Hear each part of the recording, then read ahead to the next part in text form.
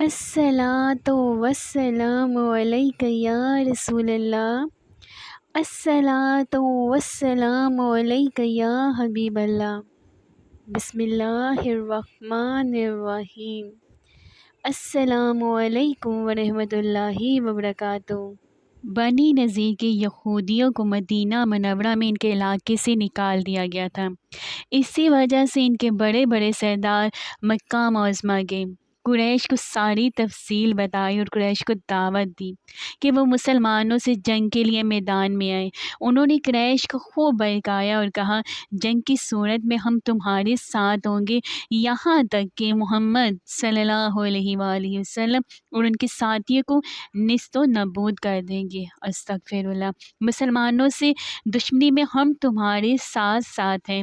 یہ سن کر مشرکین کے سردار ابو سفیان نے کہا، ہمارے نزدیک سب سے زیادہ محبوب اور پسندیدہ شخص وہ ہے جو محمد صلی اللہ علیہ وآلہ وسلم کی دشمنی میں ہمارا مددگار ہو، لیکن ہم اس وقت تک تم پر بھروسہ نہیں کریں گے جب تک کہ تم ہمارے معبودوں کو سجدہ نہ کر لو، تاکہ ہمارے دل مطمئن ہو جائیں۔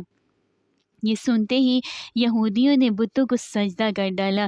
اب قریش نے کہا، اے یہودیوں، تم اہل کتاب ہو اور تمہاری کتاب سب سے پہلی کتاب ہے، اس لیے تمہارا علم بھی سب سے زیادہ ہے، لہٰذا تم بتاؤ ہمارا دین بہتر ہے یا محمد صلی اللہ علیہ وآلہ وسلم کا؟ یہودیوں نے جواب میں کہا، تمہارا دین محمد کے دین سے بہتر ہے اور حق و صداقت میں تم لوگ ان سے کہیں زیادہ بڑے ہوئے ہو۔ یہودیوں کا جواب سن کر قریش خوش ہو گئے۔ نبی اکرم صلی اللہ علیہ وآلہ وسلم سے جو انہوں نے جنگ کا مشورہ دیا تھا وہ بھی انہوں نے قبول کر لیا۔ چنانچہ اسی وقت قریش کے 50 نوجوان نکلے۔ انہوں نے خانہ کعبہ کا پردہ پکڑ کر اس کو اپنے سینے سے لگا کر یہ حلف دیا کہ وقت پر ایک دوسرے کو دغا نہیں دیں گے ہم، جب تک ان میں سے ایک شخص بھی باقی ہے محمد صلی اللہ علیہ وآلہ وسلم کے خلاف متحد رہیں گے۔ اب قریش نے جنگ کی تیاری شروع کر دی۔ یہودیوں نے بھی اور قبائل کو ساتھ ملانے کی کوشش جاری رکھی۔ اسی طرح ایک بڑا لشکر مسلمانوں کے خلاف تیار ہو گیا۔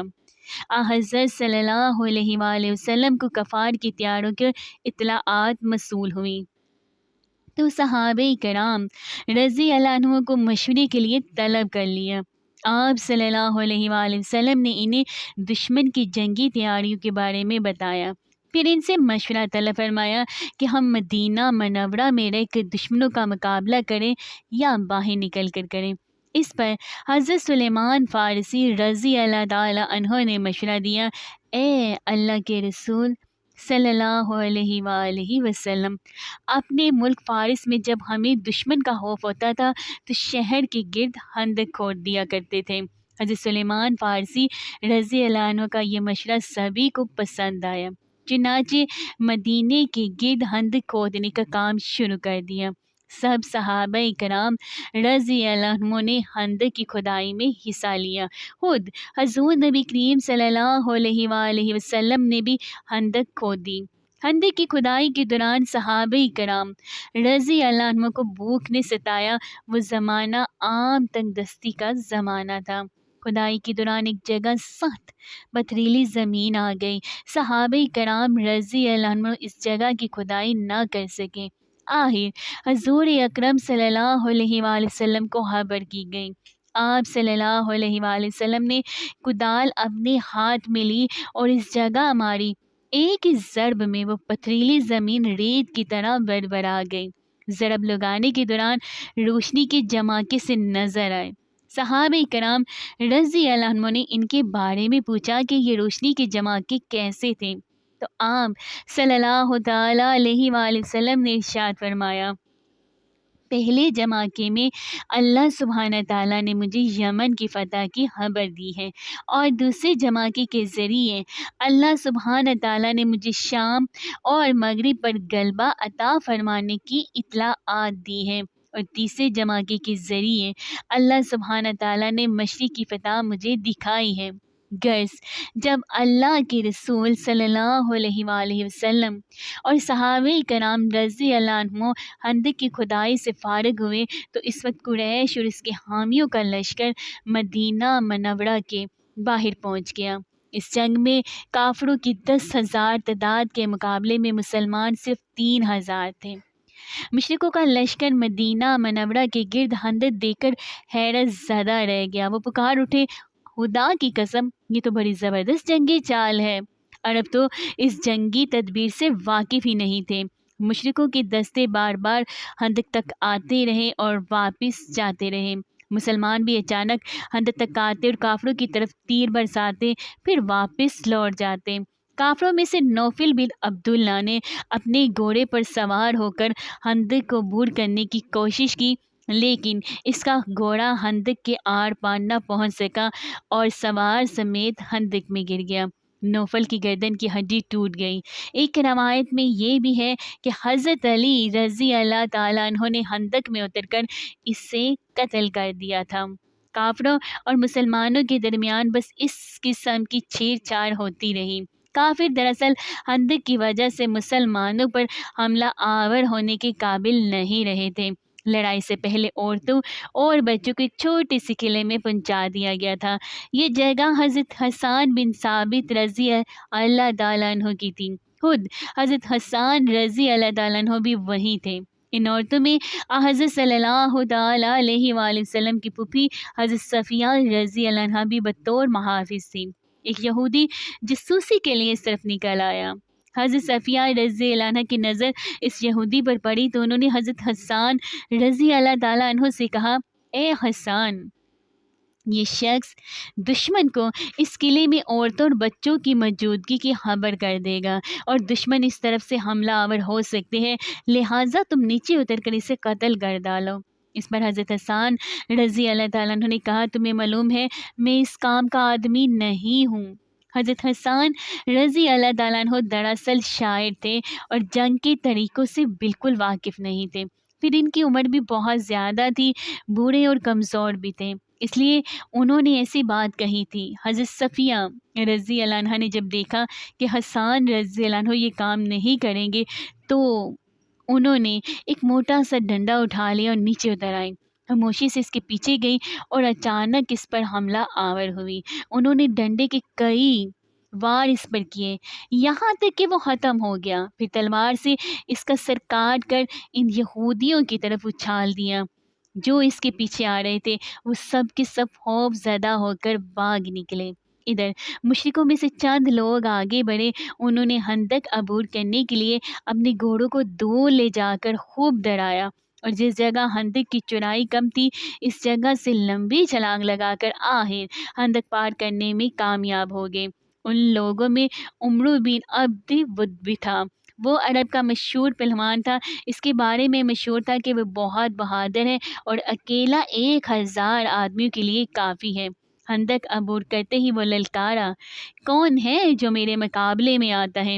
اس کے للکار سن کر حضرت علی رضی اللہ تعالیٰ عنہ آگے۔ انہوں نے نبی کریم صلی اللہ تعالیٰ علیہ وآلہ وسلم سے عرض کیا، اللہ کے رسول صلی اللہ علیہ وآلہ وسلم، اس کے مقابلے پر میں جاؤں؟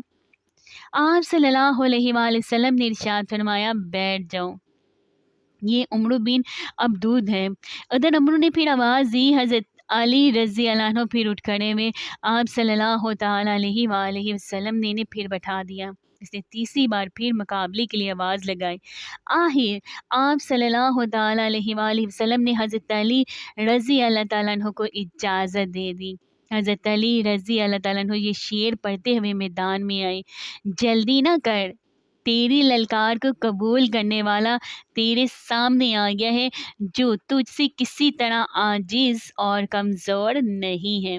ایک روایت میں ہے کہ نبی کریم صلی اللہ تعالیٰ علیہ وآلہ وسلم نے حضرت علی رضی اللہ تعالیٰ عنہ کو اپنی تلوار ذوالفقار عطا فرمائی، اپنا امامہ شریف ان کے سر پر رکھا اور اللہ سبحانہ تعالیٰ سے ان کی کامیابی کے لیے دعا کی۔ حضرت علی رضی اللہ تعالیٰ عنہ نے مقابلے سے پہلے اسے اسلام کی دعوت دی اور بولے، میں تمہیں اللہ سبحانہ تعالیٰ اور اس کے رسول صلی اللہ تعالیٰ علیہ وآلہ وسلم کی طرف بلاتا ہوں اور تمہیں اسلام کی دعوت دیتا ہوں۔ اس نے انکار کیا اور کہا، بھتیجے میں تمہیں قتل کرنا چاہتا ہوں، واپس لوٹ جاؤ۔ جواب میں حضرت علی رضی اللہ تعالیٰ عنہ نے فرمایا، لیکن میں تو تمہیں قتل کرنا چاہتا ہوں۔ یہ سن کر عمرو بن عبدود کو غصہ آ گیا۔ وہ اس وقت پوری طرح لوہے میں گرد تھا، چہرہ بھی خود اس نے چھپا ہوا تھا اور گھوڑے سے کود پڑا وہ اور تلوار سونت کر ان کی طرف بڑھا۔ اس کی تلوار سے خود کو بچانے کے لیے حضرت علی رضی اللہ تعالیٰ عنہ نے فوراً ڈال آگے کر دی۔ عمرو کی تلوار ڈال پر پڑی، ڈال پھٹ گئی۔ تلوار حضرت علی رضی اللہ عنہ کی پیشانی تک پہنچ گئی، پیشانی پر زخم بھی آ گیا۔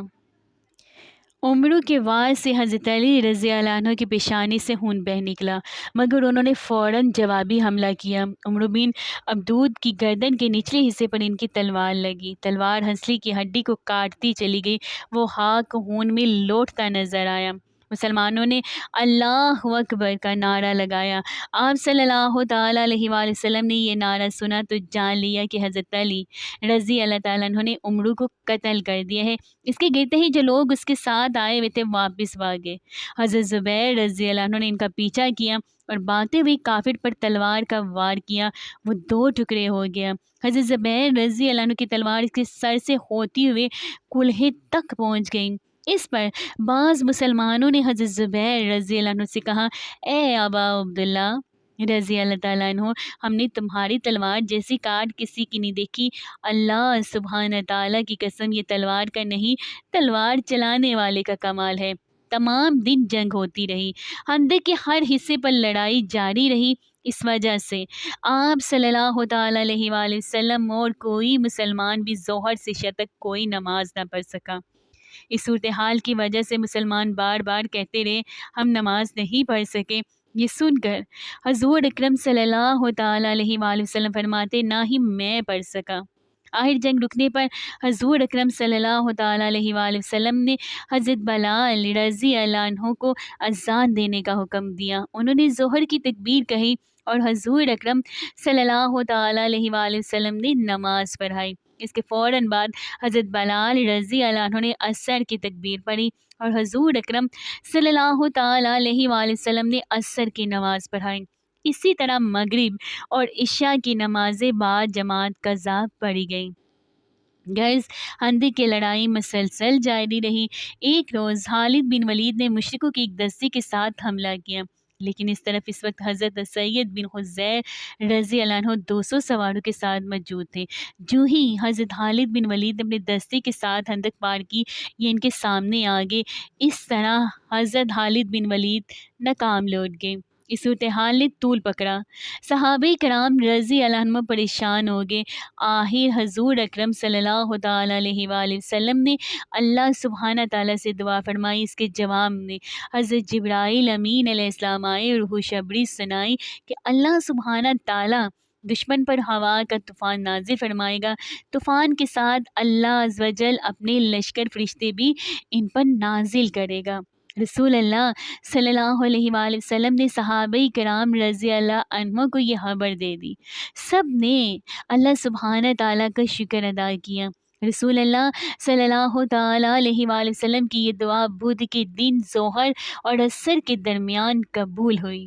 آخر سرخ آندھی کے طوفان نے مشرکوں کو آ لیا۔ ان دنوں موسم یوں بھی سرد تھا، اوپر سے انہیں سرد طوفان نے گھیر لیا۔ مشرکوں کے خیمے الٹ گئے، برتن الٹ گئے، ہوا کے شدید تھپیڑوں نے ہر چیز ادھر سے ادھر کر دی۔ لوگ سامان کے اوپر اور سامان لوگوں پر آ گرا۔ پھر تیز ہوا سے اس قدر ریت اڑی کہ ان میں سے نہ جانے کتنے ریت میں دفن ہو گئے۔ ریت کی وجہ سے آگ بجھ گئی، چولہے ٹھنڈے ہو گئے۔ آگ بجھنے سے اندھیرے نے گویا انہیں نگل ہی لیا۔ یہ اللہ سبحانہ تعالیٰ کا عذاب تھا ان پر، جو فرشتوں نے ان پر نازل کیا تھا، وہ درہم برہم ہو گئے تھے۔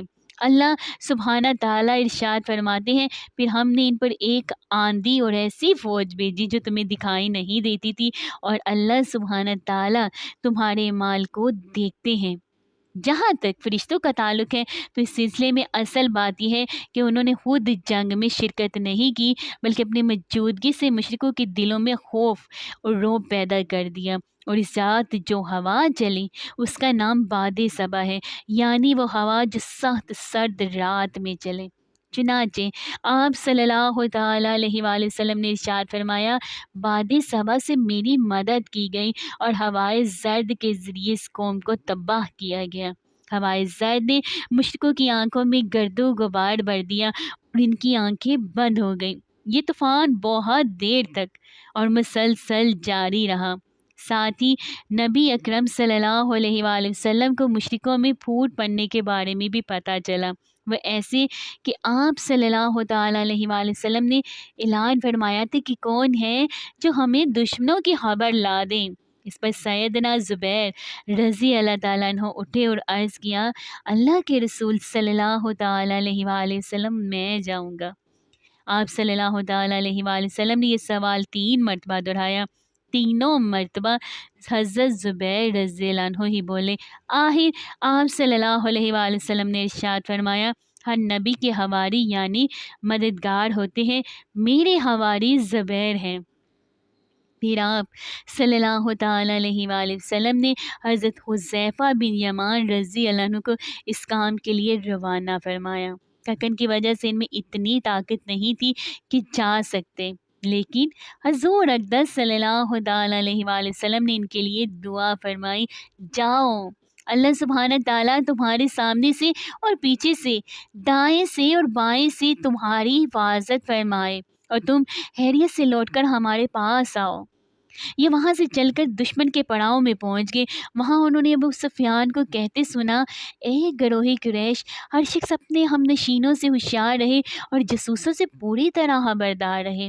پھر اس نے کہا، اے قریش، ہم نہایت برے حالات کا شکار ہو گئے ہیں، ہمارے جانور ہلاک ہو گئے ہیں، بنو قریظہ کے یہودیوں نے ہمیں دگا دیا ہے اور ان کی طرف سے ناخوشگوار باتیں سننے میں آئی ہیں۔ اوپر سے اس طوفانی ہوا نے جو تباہ کاری کی ہے وہ تم لوگ تو دیکھ ہی رہے ہو، اس لیے واپس چلے جاؤ، میں بھی واپس جا رہا ہوں۔ حذیفہ رضی اللہ عنہ یہ خبریں لے کر آئے تو نبی اکرم مصطفیٰ صلی اللہ تعالیٰ علیہ وآلہ وسلم نماز پڑھ رہے تھے۔ آپ صلی اللہ علیہ وآلہ وسلم نماز سے فارغ ہوئے تو انہوں نے دشمن کا حال سنایا۔ آپ صلی اللہ تعالیٰ علیہ وآلہ وسلم مسکرا پڑے، یہاں تک کہ رات کی تاریکی میں آپ صلی اللہ تعالیٰ علیہ وآلہ وسلم کے دانت مبارک نظر آنے لگے۔ اللہ اکبر! جب کفار کا لشکر مدینہ منورہ سے بدحواس ہو کر بھاگا تب اللہ کے رسول صلی اللہ تعالیٰ علیہ وآلہ وسلم نے فرمایا، اب یہ آئندہ ہم پر حملہ آور نہیں ہوں گے بلکہ ہم ان پر حملہ کریں گے۔ خندق کی جگہ کے موقع پر کچھ خاص واقعات بھی پیش آئے۔ جب خندق کھودی جا رہی تھی تو اس دوران ایک صحابی بشیر بن سعد رضی اللہ عنہ کی بیٹی ایک پیالے میں کچھ کھجوریں لائیں۔ یہ کھجوریں وہ اپنے باپ اور ماموں کے لیے لائی تھیں۔ حضور اکرم صلی اللہ علیہ وآلہ وسلم کی نظر ان کھجوروں پر پڑی تو فرمایا، کھجوریں ادھر لاؤ۔ اس لڑکی نے کھجوروں کا برتن آپ صلی اللہ تعالیٰ علیہ وآلہ وسلم کے ہاتھوں میں الٹ دیا۔ کھجوریں اتنی نہیں تھی کہ دونوں ہاتھ بھر جاتے۔ آپ صلی اللہ تعالیٰ علیہ وآلہ وسلم نے یہ دیکھ کر ایک کپڑا منگوایا، اس کو پھیلا کر بچھایا، پھر پاس کھڑے صحابی سے فرمایا، لوگوں کو آواز دو، دوڑ کر آئیں۔ چنانچہ سب جلد ہی آ گئے۔ آپ صلی اللہ تعالیٰ علیہ وآلہ وسلم نے اپنے ہاتھوں سے کھجوریں اس کپڑے پر گرانے لگے۔ سب لوگ اس پر سے اٹھا کر کھاتے رہے۔ کھجوریں شروع کرنے سے پہلے سب لوگ بھوکے تھے۔ بھوک کی حالت میں ان سب نے یہ کھجوریں کھائیں، سب کے پیٹ بھر گئے اور آپ صلی اللہ علیہ وآلہ وسلم کے ہاتھوں سے کھجوریں ابھی تک گر رہی تھی۔ سبحان اللہ! ایسا ہی ایک اور واقعہ سیدنا جابر رضی اللہ عنہ کا پیش آیا۔ انہیں جب آپ صلی اللہ علیہ وآلہ وسلم کی شدید بھوک کا علم ہوا تو گڑ گئے۔ ان کے گھر میں بکری کا ایک چھوٹا سا بچہ تھا اور کچھ گندم بھی تھی۔ انہوں نے کہا کہ نبی اکرم مصطفیٰ صلی اللہ تعالیٰ علیہ وآلہ وسلم کو بہت بھوک لگی ہے، لہٰذا یہ بکری ذبح کر کے سالن تیار کر لوں، گندم کو پیس کر روٹیاں پکا لوں۔ میں اللہ کے نبی صلی اللہ علیہ وآلہ وسلم کو لے کر آتا ہوں۔ حضرت جابر رضی اللہ عنہ کچھ دیر بعد حضور اقدس صلی اللہ تعالیٰ علیہ وآلہ وسلم کی خدمت اقدس میں حاضر ہوئے، آہستہ آواز میں کہا کہ آپ صلی اللہ علیہ وآلہ وسلم کے لیے گھر میں کھانا تیار کرایا ہے۔ یہ سن کر حضور اقدس صلی اللہ علیہ وآلہ وسلم نے کسی سے کہا، اعلان کر دو جابر کے ہاں سب کی دعوت ہے۔ چنانچہ پکار کر اعلان کیا گیا کہ سب لوگ جابر کے گھر پہنچ جائیں۔ حضرت جابر رضی اللہ تعالیٰ عنہ پریشان ہو گئے کہ وہ تھوڑا سا کھانا اتنے لوگوں کو کیسے پورا ہوگا۔ انہوں نے پریشانی کے عالم میں انا للہ و انا الیہ راجعون پڑھی اور پھر گھر آ گئے۔ وہ کھانا حضور اقدس صلی اللہ علیہ وآلہ وسلم کے سامنے رکھ دیا گیا۔ آپ صلی اللہ علیہ وآلہ وسلم نے فرمایا، اللہ سبحانہ تعالیٰ برکت دے۔ پھر آپ صلی اللہ علیہ وآلہ وسلم نے بسم اللہ شریف پڑھی، سب نے کھانا شروع کیا، باری باری لوگ آتے رہے اور کھا کر اٹھتے رہے، ان کی جگہ دوسرے لیتے رہے، یہاں تک کہ سب لوگوں نے خوب پیٹ بھر کر کھانا کھایا۔ اس وقت ان مسلمانوں کی تعداد 1000 تھی۔ حضرت جابر رضی اللہ عنہ کہتے ہیں، اللہ سبحانہ تعالیٰ کی قسم، جب سب کھانا کھا کر چلے گئے تو ہم نے دیکھا کہ گھر میں ابھی بھی اتنا ہی کھانا موجود ہے جتنا حضور اقدس صلی اللہ تعالیٰ علیہ وآلہ وسلم کے سامنے رکھا گیا تھا۔ جب آپ صلی اللہ علیہ وآلہ وسلم غزوہ خندق سے فارغ ہو کر گھر آئے تو وہ دوپہر کا وقت تھا۔ حضور اکرم صلی اللہ علیہ وآلہ وسلم نے ظہر کی نماز ادا کی اور سیدہ عائشہ صدیقہ رضی اللہ عنہا کے حجرے میں داخل ہو گئے۔ آپ صلی اللہ علیہ وآلہ وسلم ابھی غسل فرما رہے تھے کہ اچانک حضرت جبرائیل امین علیہ السلام سیاہ رنگ کا ریشمی امامہ باندھے وہاں آ گئے۔ حضرت جبرائیل امین علیہ السلام ایک خچر پر سوار تھے۔ انہوں نے آتے ہی آپ صلی اللہ تعالیٰ علیہ وآلہ وسلم سے کہا، اے اللہ کے رسول صلی اللہ تعالیٰ علیہ وآلہ وسلم، کیا آپ نے ہتھیار اتار دی ہے؟ آپ صلی اللہ علیہ وآلہ وسلم نے فرمایا، ہاں اتار دیے ہیں۔ یہ سن کر حضرت جبرائیل امین علیہ السلام نے کہا، لیکن اللہ سبحانہ تعالیٰ کے فرشتوں نے تو ابھی ہتھیار نہیں اتارے ہیں۔ اس کے بعد حضرت جبرائیل امین علیہ السلام نے کہا، اللہ سبحانہ تعالیٰ نے آپ کو حکم دیا ہے کہ آپ صلی اللہ تعالیٰ علیہ وآلہ وسلم اسی وقت بنو قریظہ کے مقابلے کے لیے کوچ کریں، میں بھی وہیں جا رہا ہوں۔ اس پر حضور اکرم صلی اللہ تعالیٰ علیہ وآلہ وسلم نے اعلان کرایا، ہر عطائیت گزار شخص عصر کی نماز بنو قریظہ کے محلے میں پہنچ کر پڑھے۔ اس اعلان سے مراد یہ تھی کہ روانہ ہونے میں دیر نہ کی جائے۔ آپ صلی اللہ تعالیٰ علیہ وآلہ وسلم نے خود بھی فوراً ہتھیار لگائے، زرۂ بختر پہنی، اپنا نیزہ دستے مبارک میں لیا، تلوار گلے میں ڈالی اور اپنے گھوڑے پر سوار ہوئے۔ آپ صلی اللہ تعالیٰ علیہ وآلہ وسلم کی گرد صحابہ کرام رضی اللہ عنہ بھی ہتھیار لگائے گھوڑوں پر موجود تھے۔ صحابہ کرام رضی اللہ عنہ کی تعداد 3000 تھی، ان میں 36 گھوڑ سوار تھے، ان میں بھی 3 گھوڑے حضرت صلی اللہ تعالیٰ علیہ وآلہ وسلم کے تھے۔ اس غزوے کے موقع پر آپ صلی اللہ تعالیٰ علیہ وآلہ وسلم نے حضرت عبداللہ بن ام مکتوم رضی اللہ عنہ کو مدینہ منورہ اپنا قائم مقام مقرر فرمایا۔ حضور اکرم صلی اللہ تعالیٰ علیہ وآلہ وسلم سے آگے آگے حضرت علی رضی اللہ تعالیٰ عنہ پرچم لیے ہوئے بنو قریظہ کی طرف روانہ ہوئے۔ حضرت علی رضی اللہ عنہ چونکہ آگے روانہ ہوئے تھے اس لیے پہلے وہاں پہنچے۔ انہوں نے مہاجرین اور انصار کی ایک دستے کے ساتھ بنو قریظہ کے قلعے کے سامنے دیوار کے نیچے پرچم نصب کیا۔ ایسے میں یہودیوں نے حضور صلی اللہ تعالیٰ علیہ وآلہ وسلم کو بڑا بلا کہنا شروع کر دیا۔ اس پر حضرت علی رضی اللہ تعالیٰ عنہ اور دوسرے صحابہ کرام رضی اللہ عنہ کو غصہ آ گیا۔ نبی اکرم صلی اللہ تعالیٰ علیہ وآلہ وسلم وہاں پہنچی تو حضرت علی رضی اللہ عنہ نے انہیں یہودیوں کی بد زبانی کے بارے میں بتایا۔ آپ صلی اللہ علیہ وآلہ وسلم نے ان کی پوری آبادی کو گھیرے میں لینے کا حکم دے دیا۔ یہ محاصرہ 25 دن تک جاری رہا۔ یہودی اس محاصرے سے تنگ آگے اور آخرکار آپ صلی اللہ علیہ وآلہ وسلم کے سامنے حاضر ہو گئے۔ حضور صلی اللہ تعالیٰ علیہ وآلہ وسلم نے انہیں باندھنے کا حکم فرمایا۔ ان کی مشقیں کس دی گئیں۔ ان کی تعداد 600 یا 750 تھی۔ انہیں ایک طرف جمع کر دیا گیا۔ یہ سب وہ تھے جو لڑنے والے تھے۔ ان کے بعد یہودی عورتوں اور بچوں کو حویلیوں سے نکال کر ایک طرف جمع کیا گیا۔ ان بچوں اور عورتوں کی تعداد 1000 تھی۔ ان پر حضرت عبداللہ بن سلام رضی اللہ عنہ کو نگران بنایا گیا۔ اب یہ لوگ بار بار آپ کے پاس آ کر معافی مانگنے لگے۔ اس پر آپ صلی اللہ تعالیٰ علیہ وآلہ وسلم نے فرمایا، کیا تم اس بات پر رضامند ہو کہ تمہارے معاملے میں فیصلہ تمہارا ہی منتخب کیا ہوا ہو؟ کوئی آدمی آئے کر دے۔ انہوں نے جواب دیا، سعد بن معاذ رضی اللہ عنہ جو بھی فیصلہ کر دیں گے ہمیں منظور ہوگا۔ سعد بن معاذ رضی اللہ عنہ مسلمان ہونے سے پہلے ان یہودیوں کے دوست اور ان کے نزدیک قابل احترام شخصیت تھے۔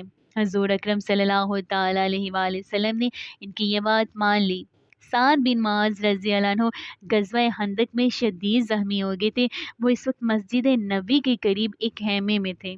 اب حضرت صلی اللہ تعالیٰ علیہ وآلہ وسلم کے حکم پر انہیں بنو قریظہ کی آبادی میں لایا گیا۔ ان کی حالت بہت خراب تھی۔ آخر وہ انبیاء کرام صلی اللہ تعالیٰ علیہ وآلہ وسلم کے پاس پہنچ گئے، یعنی کہ نبی کریم مصطفیٰ صلی اللہ تعالیٰ علیہ وآلہ وسلم کے پاس پہنچ گئے۔ انہیں ساری بات بتائی گئی۔ اس پر حضرت سعد بن معاذ رضی اللہ عنہ نے کہا، فیصلے کا حق تو اللہ سبحانہ تعالیٰ ہی کا ہے یا پھر اللہ کے رسول صلی اللہ تعالیٰ علیہ وآلہ وسلم کو ہے۔ حضور اکرم صلی اللہ تعالیٰ علیہ وآلہ وسلم نے ارشاد فرمایا، اللہ سبحانہ تعالیٰ ہی نے تمہیں حکم دیا ہے کہ یہود میں کے بارے میں فیصلہ کرو۔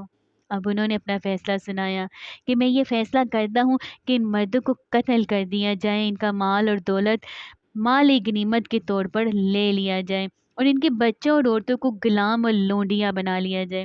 حضرت سعد بن معاذ رضی اللہ عنہ نے یہودیوں سے اپنے سابقہ دوستی کی پرواہ نہ کرتے ہوئے اتنا سخت فیصلہ اس لیے سنایا تھا کہ ان یہودیوں کا ظلم و ستم اور ان کی فتنہ انگیزی حد سے زیادہ بڑھ گئی تھی۔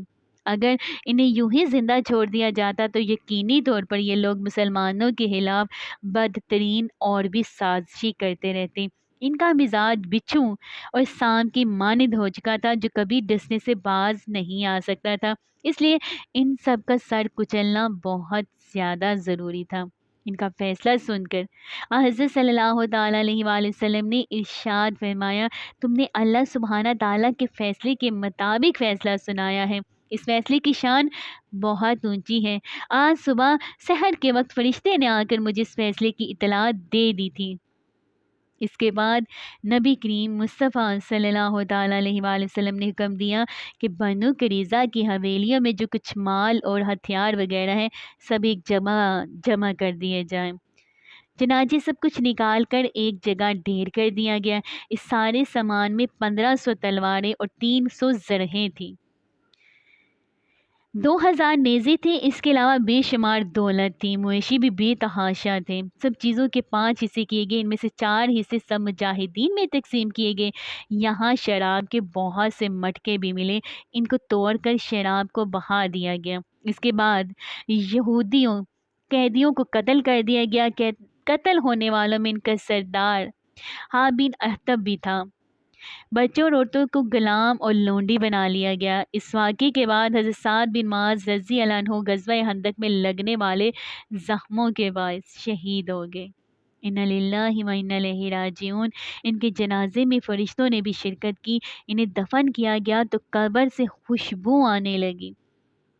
سبحان اللہ۔ قیدی عورتوں کے بارے میں حضور اکرم صلی اللہ تعالیٰ علیہ وآلہ وسلم نے ارشاد فرمایا، جو عورتیں فروخت کی جائیں اپنے بچوں سے جدا نہ کی جائیں، یعنی جہاں ماں رہے وہاں اس کے بچے بھی رہیں جب تک کہ بچہ جوان نہ ہو جائے۔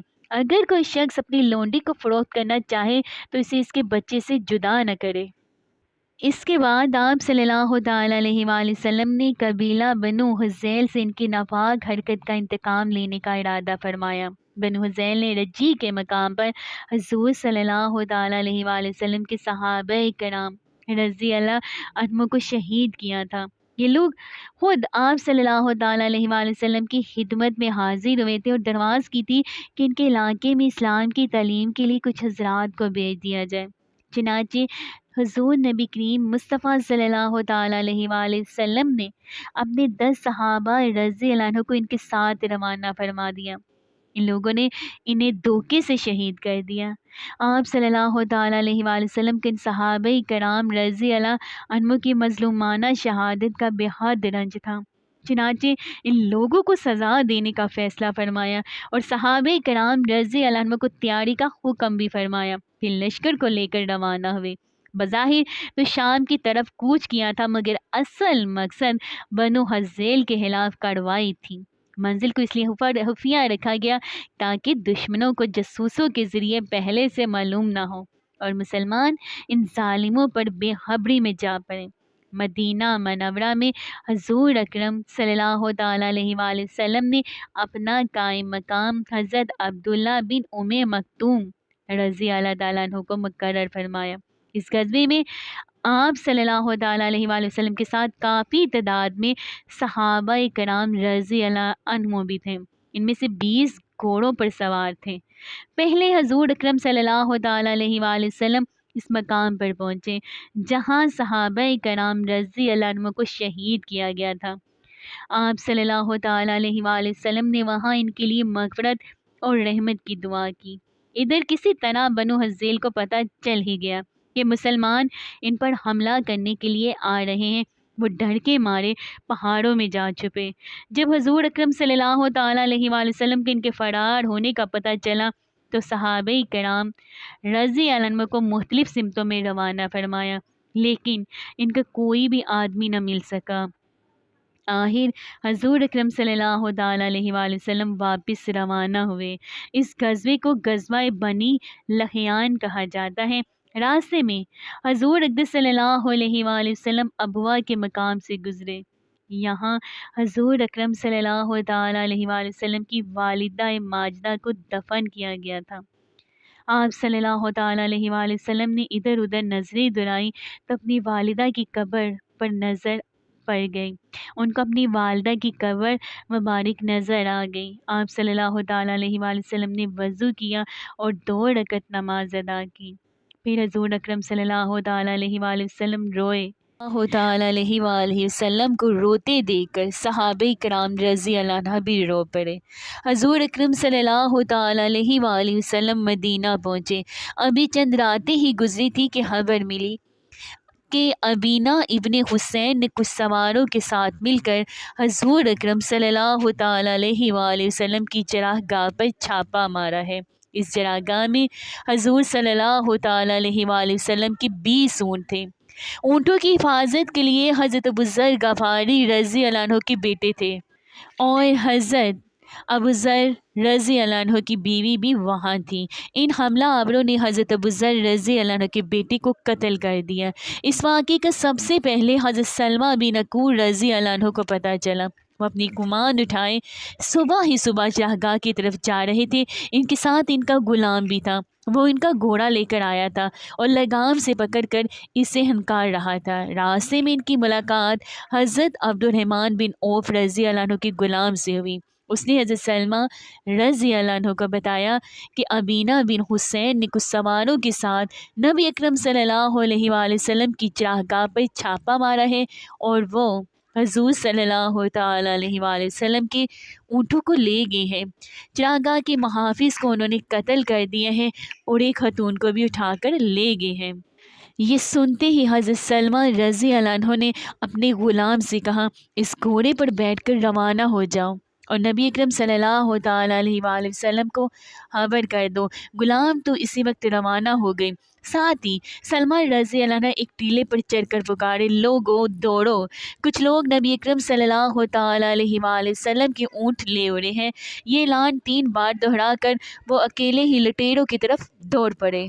رضی اللہ عنہ چیتے کسی تیزی سے دوڑے یہاں تک کہ وہ حملہ آوروں تک پہنچ گئے۔ جو ہی انہوں نے حملہ آوروں کو دیکھا، ان پر تیر اندازی شروع کر دی۔ جب بھی تیر چلاتے تو پکار کر کہتے، لے سنبھال، میں ابن اکوع ہوں، آج کا دن ہلاکت اور بربادی کا دن ہے۔ جب دشمن اپنے گھوڑے موڑ کر ان کی طرف رخ کرتے تو یہ اپنی جگہ سے ہٹ کر کسی دوسری جگہ پہنچ جاتے اور وہاں سے تیر اندازی شروع کر دیتے۔ یہ مسلسل اسی طرح ہی کرتے رہے، دشمن کے پیچھے لگے رہے۔ دشمن ان کی تیروں کا شکار ہوتا چلا گیا۔ خود حضرت سلمہ بن اکوع رضی اللہ عنہ کہتے ہیں، میں بھاگ کر ان میں سے کسی کے سر پر پہنچ جاتا، ان کے پیر سر میں تیر مارتا وہ اسے زخمی ہو جاتا، لیکن جب ان میں سے کوئی پیچھے مڑتا تو میں کسی درخت کے پیچھے چھپ جاتا اور پھر اس جگہ سے تیر اندازی کر کے حملہ آور کو زخمی کر دیتا یا پتھر ان پر گرانے لگتا۔ میری تیر اندازی اور پتھروں کی بارش سے بری طرح تنگ آ گئے، یہاں تک کہ میری تیروں کی بارش نے انہیں بھاگنے پر مجبور کر دیا۔ زخمی ہو کر بھاگنے والوں نے 30 سے زیادہ نیزے اور اتنی ہی چادریں راستے میں گرا دی تاکہ ان کا بوجھ کم ہو اور وہ آسانی سے بھاگ سکیں۔ وہ جو چیز بھی کہیں پھینکتے میں اس پر پتھر رکھ دیتا تاکہ بعد میں ان کو جمع کر سکوں۔ غرض میں ان کے پیچھے لگا رہا، یہاں تک کہ سوائے چند ایک کے وہ تمام اونٹ جو رسول اللہ صلی اللہ تعالیٰ علیہ وآلہ وسلم کے تھے پیچھے رہ گئے۔ دشمن آگے نکل گیا اور خود میں بھی ان کے تعاقب میں ان اونٹوں سے آگے نکل آیا۔ اس طرح میں نے حملہ آوروں سے تمام اونٹ چھڑا لیے۔ حضرت صلی اللہ تعالیٰ علیہ وآلہ وسلم کو جب سلمہ بن اکوع رضی اللہ عنہ کے پکار کے بارے میں پتہ چلا تو مدینہ منورہ میں اعلان کرا دیا کہ اللہ کے سواروں تیار ہو جاؤ اور سوار ہو کر چلو۔ اس اعلان کے بعد گھوڑ سواروں میں سے جو صحابی سب سے پہلے تیار ہو کر آئے وہ حضرت مقداد بن عمرو رضی اللہ عنہ تھے۔ انہیں ابن اسود بھی کہا جاتا ہے۔ ان کے بعد حضرت عباد بن بشر رضی اللہ عنہ آئے، پھر حضرت سعید بن زید رضی اللہ عنہ آئے، پھر باقی گھوڑ سوار صحابہ حضور اقدس صلی اللہ تعالیٰ علیہ وآلہ وسلم کے پاس پہنچ گئے۔ حضور اکرم صلی اللہ تعالیٰ علیہ وآلہ وسلم نے حضرت سعید بن زید رضی اللہ عنہ کو ان کا سلام مقرر فرمایا اور حکم فرمایا، تم لوگ روانہ ہو جاؤ، میں باقی لوگوں کے ساتھ تم سے آ ملوں گا۔ چنانچہ یہ گھوڑ سوار دستہ دشمن کی تلاش میں نکلا اور دشمن کے سر پر پہنچنے میں بھی کامیاب ہو گیا۔ سواروں میں سب سے پہلے جو شخص دشمن تک پہنچا ان کا نام محدر بن فضلہ تھا۔ انہیں احرم مستی بھی کہا جاتا ہے۔ یہ آگے بڑھ کر دشمنوں کے سامنے جا کھڑے ہوئے اور بولے، اے ملعون لوگوں، ٹھہر جاؤ، مہاجرین اور انصار تمہارے مقابلے پر نکل پڑے ہیں۔ احرم مستی رضی اللہ عنہ سب سے پہلے دشمن کے قریب پہنچ گئے، ان کی طرف بڑھنے لگے تو حضرت سلمہ بن اکوع رضی اللہ عنہ نے اپنے مورچے سے نکل کر ان کی گھوڑی کی لگام پکڑ لی اور بولے، اے احرم، ابھی دشمن پر حملہ نہ کریں، رسول اللہ صلی اللہ تعالیٰ علیہ وآلہ وسلم اور ان کے اصحاب کو آنے دیں۔ یہ سن کر احرم مستی رضی اللہ عنہ بولے، سلمہ، اگر تم اللہ تعالیٰ اور قیامت کے دن پر ایمان رکھتے ہو اور یہ جانتے ہو کہ جنت بھی برحق ہے اور دوزخ بھی برحق ہے تو میرے اور شہادت کے درمیان سے ہٹ جاؤ۔ ان کے الفاظ سن کر سلمہ رضی اللہ عنہ نے ان کی گھوڑے کی لگام چھوڑ دی، فوراً آگے بڑھے۔ انہوں نے وار کر کے ایک دشمن کے گھوڑے کو زخمی کر دیا۔ اسی وقت ایک اور دشمن نے احرم مستی رضی اللہ عنہ کو نیزہ دے مارا اور وہ شہید ہو گئے۔ ایسے میں حضرت ابو قتادہ رضی اللہ عنہ وہاں پہنچ گئے۔ ایک دشمن نے ان کے گھوڑے پر وار کیا، گھوڑا زخمی ہو گیا۔ حضرت ابو قتادہ رضی اللہ عنہ نے فوراً اس پر وار کر کے اس کو قتل کر دیا، واصل جہنم کر دیا۔ اسی وقت ایک اور گھوڑ سوار ان کے مقابلے پر آیا، اس کا نام مزہ فراری تھا۔ آتے ہی کہنے لگا، تم مجھ سے کس طرح مقابلہ کرنا پسند کرو گے، تلوار بازی، نیزہ بازی یا پھر کشتی سے؟ ابو قتادہ رضی اللہ عنہ بولے، جو تم پسند کرو۔ اس پر اس نے کشتی لڑنا پسند کیا۔ وہ گھوڑے سے اتر آیا، اپنی تلوار درخت سے لٹکا دی۔ حضرت ابو قتادہ رضی اللہ عنہ بھی گھوڑے سے اتر آئے، انہوں نے بھی تلوار درخت سے لٹکا دی۔ اب دونوں میں کشتی شروع ہو گئی۔ آخر اللہ سبحانہ تعالیٰ نے حضرت ابو قتادہ رضی اللہ عنہ کو فتح یاب فرمایا۔ انہوں نے درخت سے لٹکی تلوار کھینچ لی اور اسے قتل کر دیا۔ پھر انہوں نے معزہ کے بھتیجے پر حملہ کیا، اس نے خوف زدہ ہو کر باقی اونٹوں کو چھوڑ دیا۔ حضرت ابو قتادہ رضی اللہ عنہ اونٹوں کو لے کر لوٹے تو حضور اکرم صلی اللہ تعالیٰ علیہ وآلہ وسلم تشریف لاتے نظر آئے۔ حضور اکرم صلی اللہ تعالیٰ علیہ وآلہ وسلم نے اونٹوں کو ساتھ میں دیکھ کر فرمایا، ابو قتادہ، تمہارا چہرہ روشن ہو۔ اس پر انہوں نے کہا، اے اللہ کے رسول صلی اللہ علیہ وآلہ وسلم، آپ صلی اللہ علیہ وآلہ وسلم کا بھی چہرہ روشن رہے۔ اس کے بعد آپ صلی اللہ تعالیٰ علیہ وآلہ وسلم نے ان سے فرمایا، اللہ تم میں، تمہاری اولاد میں اور اولاد کی اولاد میں برکت عطا فرمائے۔ ایسے میں آپ صلی اللہ علیہ وآلہ وسلم کی نظر ان کی پیشانی پر پڑی، وہاں ایک زخم تھا اور تیل کا پھل زخم ہی میں رہ گیا تھا۔ حضور نبی کریم صلی اللہ تعالی علیہ وآلہ وسلم نے تیر کا وہ حصہ آہستہ سے نکال دیا، پھر ان کے زخم پر اپنا لعاب دہن لگایا اور اپنی ہتھیلی زخم پر رکھ دی۔ حضرت ابو قتادہ رضی اللہ عنہ کہتے ہیں، قسم ہے ذات پاک کی جس نے آپ صلی اللہ تعالی علیہ وآلہ وسلم کو نبوت سے سرفراز فرمایا، آپ صلی اللہ علیہ وآلہ وسلم نے جو ہی زخم پر ہاتھ رکھا تکلیف بالکل ہی غائب ہو گئی۔ اس کے بعد حضور نبی کریم صلی اللہ تعالی علیہ وآلہ وسلم نے حضرت ابو قتادہ رضی اللہ عنہ کو مزہ کا گھوڑا اور اس کے ہتھیار عطا فرمائے اور انہیں دعا دی۔ حضرت ابو قتادہ اور حضرت سلمہ بن اکوع رضی اللہ عنہما کے بارے میں حضور نبی کریم صلی اللہ تعالی علیہ وآلہ وسلم نے اس موقع پر فرمایا، ہمارے سواروں میں بہترین سوار ابو قتادہ ہے اور ہمارے پیدل مجاہدین میں بہترین پیدل سلمہ ہے۔ پھر حضور نبی کریم صلی اللہ تعالی علیہ وآلہ وسلم مدینہ منورہ کی طرف روانہ ہوئے۔ کچھ دن بعد حضور اقدس صلی اللہ علیہ وآلہ وسلم نے ایک خواب دیکھا، یہ کہ آپ صلی اللہ علیہ وآلہ وسلم اپنے صحابہ کرام کے ساتھ امن کی حالت میں مکہ میں داخل ہو رہے ہیں۔ پھر عمرے کے بعد آپ صلی اللہ تعالی علیہ وآلہ وسلم اور صحابہ نے بال منڈوائے ہیں اور کچھ نے بال کتروائے ہیں، اور یہ کہ آپ صلی اللہ علیہ وآلہ وسلم بیت اللہ میں داخل ہوئے ہیں۔ پھر آپ صلی اللہ تعالی علیہ وآلہ وسلم نے بیت اللہ کی چابی لی اور عرفات میں قیام کرنے والوں کے ساتھ قیام فرمایا۔ نیز آپ صلی اللہ تعالی علیہ وآلہ وسلم نے اور صحابہ نے بیت اللہ کا طواف کیا۔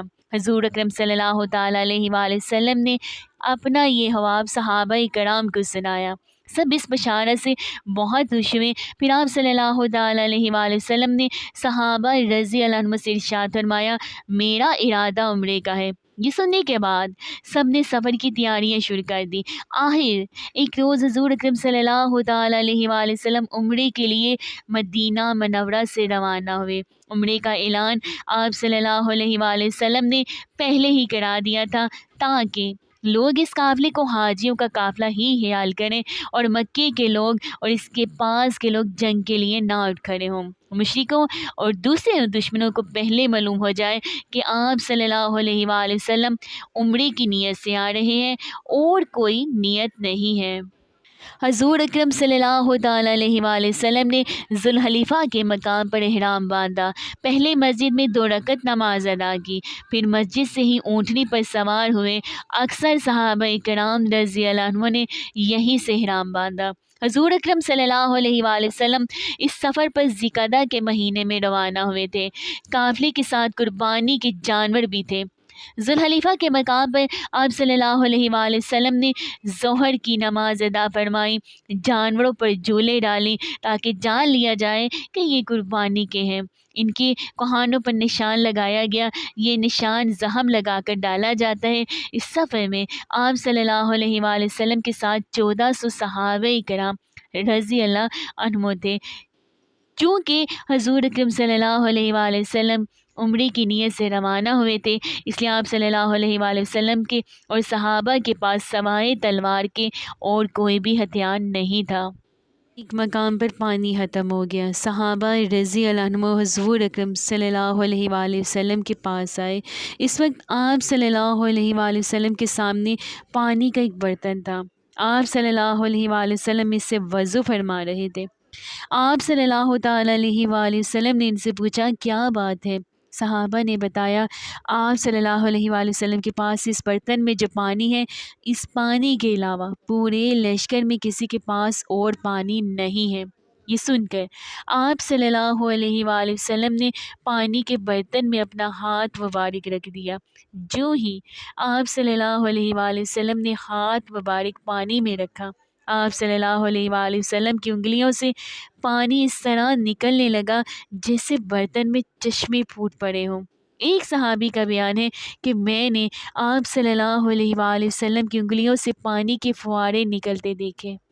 حضرت موسیٰ علیہ السلام کے ایک پتھر سے پانی کا چشمہ پھوٹ نکلا تھا، لیکن یہاں نبی کریم مصطفیٰ صلی اللہ تعالی علیہ وآلہ وسلم کی انگلیوں سے پانی جاری ہو گیا تھا۔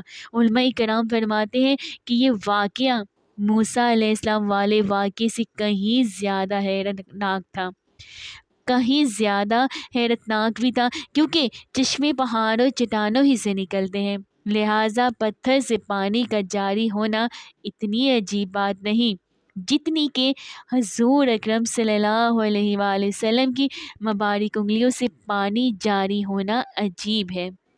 حضرت جابر رضی اللہ عنہ کہتے ہیں، جوں ہی یہ پانی کا چشمہ پھوٹا ہم سب پینے لگے۔ ہم نے پیا بھی اور اس پانی سے وضو بھی کیا اور اپنے برتن بھی بھرے۔ اگر ہم اس وقت 1,00,000 بھی ہوتے تو بھی پانی ہمارے لیے کافی ہو جاتا، جبکہ اس وقت ہماری تعداد تو صرف 1400 تھی۔ مسلمانوں کا قافلہ اسفان کے مقام پر پہنچا تو نبی کریم صلی اللہ تعالیٰ علیہ وآلہ وسلم کے پاس بشر بن سفیان عتکی رضی اللہ تعالیٰ عنہ آئے۔ آپ صلی اللہ علیہ وآلہ وسلم نے پہلے ہی انہیں جاسوس بنا کر مکہ کی طرف روانہ کر دیا تھا، کیونکہ آپ صلی اللہ علیہ وآلہ وسلم کی نیت اگرچہ صرف عمرے کی تھی لیکن قریش کے بارے میں اطلاعات رکھنا ضروری تھا۔ بشیر رضی اللہ عنہ نے آ کر بتایا، اے اللہ کے رسول صلی اللہ تعالیٰ علیہ وآلہ وسلم، قریش کو اطلاع مل چکی ہے کہ آپ صلی اللہ علیہ وآلہ وسلم مدینہ منورہ سے روانہ ہو چکے ہیں۔ دیہاتوں میں جو ان کے اطاعت گزار لوگ ہیں، قریش نے ان سے بھی مدد طلب کی ہے۔ بنی ثقیف بھی ان کی مدد کرنے پر آمادہ ہے اور ان کے ساتھ عورتیں اور بچے بھی ہیں۔ وہ لوگ مکے سے نکل کر ذی طویٰ کے مقام تک آگے ہیں۔ انہوں نے ایک دوسرے سے عہد کیا ہے کہ وہ آپ کو مکے میں داخل ہونے نہیں دیں گے۔ دوسرے یہ کہ خالد بن ولید جس وقت تک مسلمان نہیں ہوئے تھے، گھوڑ سوار دستہ لیے کرائی گمیم کے مقام تک آ گئے ہیں۔ ان کے دستے میں 200 سوار ہیں اور وہ آپ کے خلاف صف بندی کر چکے ہیں۔ یہ اطلاعات ملنے پر آپ صلی اللہ علیہ وآلہ وسلم نے حضرت عباد بن بشر رضی اللہ عنہ کو حکم فرمایا کہ وہ مسلمان گھوڑ سواروں کے ساتھ آگے بڑھے۔ یہ آگے بڑھے اور حضرت خالد بن ولید کے دستے کے سامنے پہنچ گئے۔ انہوں نے بھی صف بندی کر لی۔ نماز کا وقت ہوا تو حضور نبی کریم صلی اللہ علیہ وآلہ وسلم نے نماز شروع کی۔ جب مسلمان نماز سے فارغ ہوئے تو کچھ مشرکوں نے کہا، ہم نے ایک اچھا موقع گنوا دیا، ہم اس وقت ان پر حملہ کر سکتے تھے، جبکہ یہ نماز پڑھ رہے تھے، ہم اس وقت انہیں آسانی سے ختم بھی کر سکتے تھے۔ ایک اور مشرک نے کہا، کوئی بات نہیں، ایک اور نماز کا وقت آ رہا ہے اور نماز ان لوگوں کو اپنی جان سے بھی زیادہ عزیز ہے، ظاہر ہے یہ نماز پڑھے بغیر تو رہیں گے نہیں، ہم اس وقت ان پر حملہ کریں گے۔ نماز عصر کا وقت ہوا تو اللہ سبحانہ تعالیٰ نے حضور نبی کریم صلی اللہ تعالیٰ علیہ وآلہ وسلم کے پاس حضرت جبرائیل امین علیہ السلام کو بھیج دیا۔